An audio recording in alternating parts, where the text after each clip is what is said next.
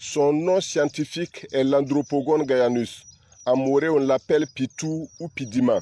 En dioula, cette espèce d'herbe est reconnue sous le nom de wagabi ou karasabi. Et en winien, c'est kankouré.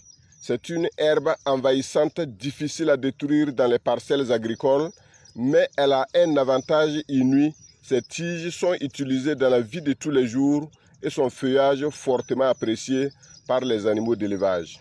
On l'appelle l'Andropogon gaianus. C'est vraiment une espèce locale des savanes tropicales, de l'Afrique particulièrement, et qui est très même jusqu'au Brésil. Elle a été introduite au Brésil et ça fait également l'objet de cultures fourragères. Voyez-vous, actuellement, l'élevage des ruminants, ils ont la capacité d'utiliser la paille. Donc c'est tout ce qui est végétal.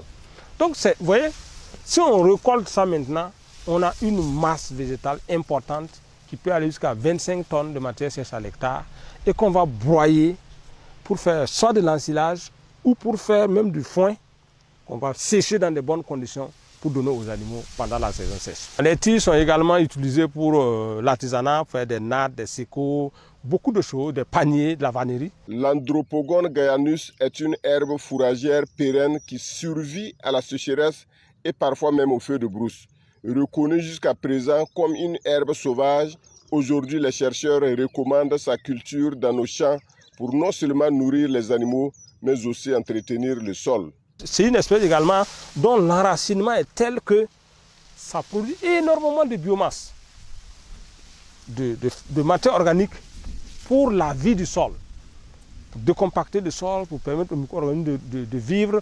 Et c'est ça qu'on appelle la séquestration vraiment de carbone. Ça, c'est une espèce vraiment qu'on devrait mettre en avant dans les projets de séquestration de carbone parce que c'est énorme ce que ça apporte comme carbone et dans le sol et dans la biomasse. C'est une herbe à promouvoir, en tout cas au Burkina Faso. Le mode de culture est le semis direct ou par simple éclat de souche avec des écartements prévus comme suit. 80 cm à 1 mètre entre les lignes et 40 à 50 cm entre les poquets. On estime environ 10 kg de semences pour couvrir un hectare. Alors la quantité de semences à l'hectare, par contre, il faut aller jusqu'à 10 kg de diaspore pour pouvoir semer un hectare.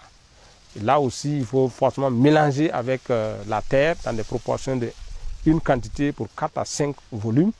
Un volume de semences pour 4 à 5 volumes de terre. On fait un très bon mélange et c'est ça qu'on repend dans les raies de semis. Et on bouge légèrement, simplement avec les pieds. Comme on fait le sésame. Comme on fait le sésame. Et c'est fini et ça marche. Ça marche très bien. Ça, j'en ai la certitude. Et pour la récolte de semences, c'est facile. On peut aussi la multiplier avec des éclats de souche. C'est-à-dire qu'en début de saison, quand on aura coupé, il va refaire de nouvelles talles. On peut arracher ça, dessoucher, les séparer et puis repiquer comme le riz et ça marche.